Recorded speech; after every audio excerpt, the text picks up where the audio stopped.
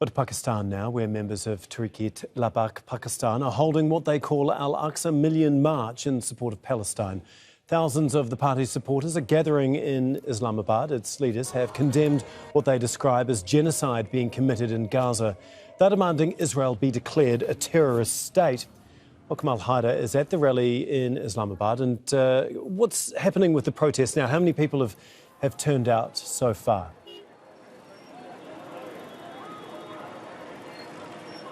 Well, as you can see behind me, tens of thousands of people are marching just a few meters from Islamabad. Very soon they will be in the city. We are standing at 0 point.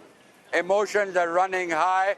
This is by far the largest procession so far against the Israeli actions in Gaza and the occupied West Bank.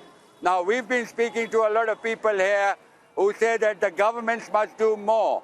And if they cannot do anything, they should allow the people to go so they can fight alongside their Palestinian brothers and sisters in the occupied territories. As you can see, this particular procession is several kilometers long. We've been on this bridge for about half an hour, and the procession has still not ended. There are people coming from all across Rawalpindi, from people across the Punjab, from across Pakistan, in what, as I mentioned, is going to be the largest show of force by the Tehreek-e-Labak Pakistan, which has tremendous support in the Punjab province. People do come out when there is a call from this party. And today we can see and witness one of the largest processions here taking place in the capital, Islamabad. The security forces, of course, are also on alert. They have blocked several roads. But these people are determined.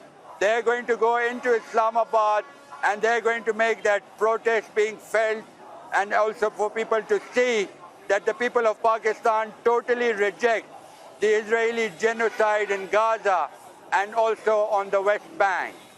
Thanks so much.